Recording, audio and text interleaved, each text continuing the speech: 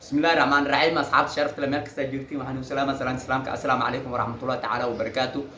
walaaleyna Turkiga aad iyo aad ay noo caawiyeen anana dad Soomaaliyeed anahay awaalkaas waqti alaala waqti Ilaahay yiraaho insha Allah waa gudeena laakiin waxa jiro dad Soomaaliyeed oo awaalka Turkiga noo galay inuu ku cayaaro isku dayaayo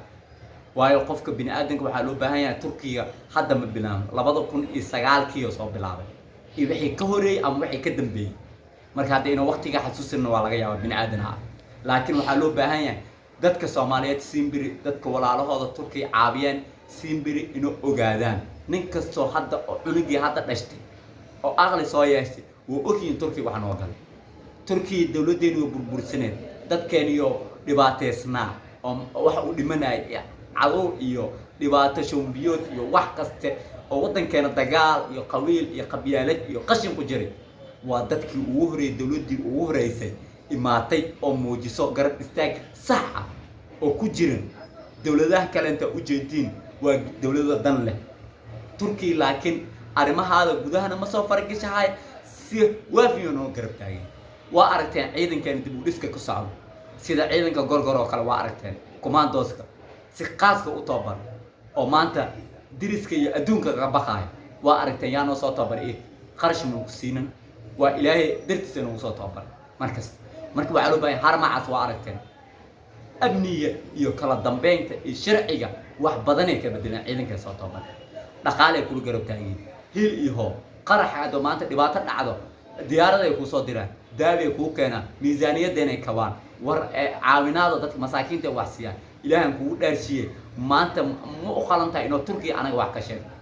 war dad badan oo siyaasiin iyo Soomaali isku jiro ama dad wax ma garata ah Simbiri Turkiga wax ka sheegay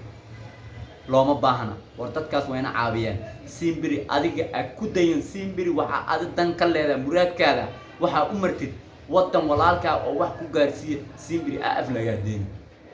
cadawna aw jibin marka waxa loo baahan yahay Simbiri inuu ogaataan walaalayaal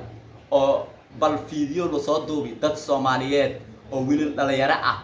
oo Yurub u tahriibay oo Gariiga aaday waxyaalaha laga soo duubay oo caalamka la tusay bal ila daawada wixii faahfaahinay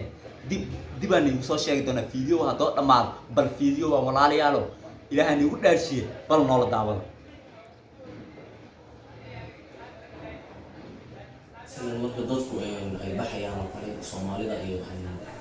tahriibayaasha kale in hadii lacala la qabto ama badda laga soo celiyo inaan dadka la xiriir Soomaalida laakiin Afghanistan iyo Syria iyo dadka kale dadka markay gudbayaan xoojiyada oo kale gudbayaan inaysan booliska ku sameeyeen baaritaanka iska sii daayeen oo ay soo wadeen sharciyada iyadoo information hore waxaa arintan hadda booliska way qofka taxi wadaaga ninka taxi wadaaye wuxuu ahaa qof walaalayaal waa aragteen video bal video baan soo duubay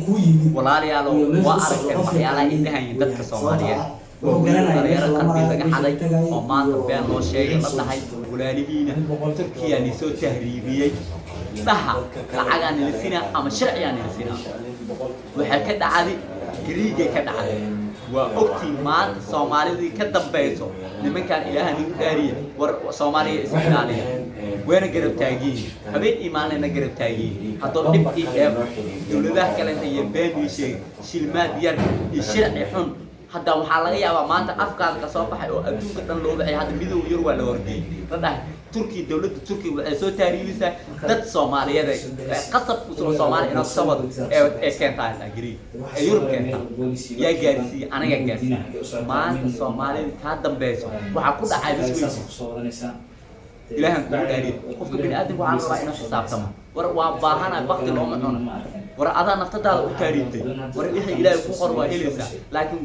dawladdu walaalaha ah oo maanta awaan noo gal ilaa hadda awaan noo galo oo dadka maanta fiisaha gadaal ka soo qaadanay aw uriyay maanta waa la joojiyay qof bini aadan oo taariib karta ama qof bini aadan meeshaas in kasto taariib wax xun u yahay wadankaada waxa ku helaysa wadankaada ku raadso walaalo fadhigaada wax kasto iimaana ilaahay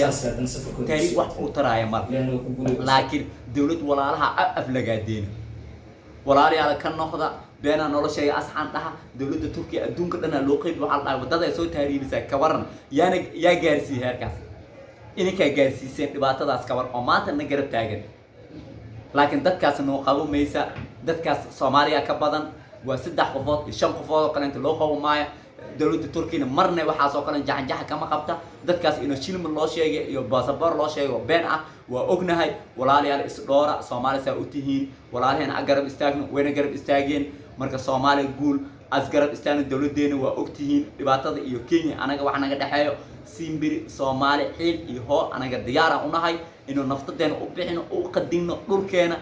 madax banaanida dhulkeena iyo badeena wax laga gogortamaayo nin kasto Soomaaliya asku diyaar garoowo dagaal waqti kasta doo bilaawda nin kasta naftadiisa diyaar u noqdo inuu wadankiisa difaacdo soo dhawaada scrap noo saar noo la gareeya asxaabta sharaf kale soo dhawaada Soomaali guul Turki guul السلام عليكم ورحمة الله وبركاته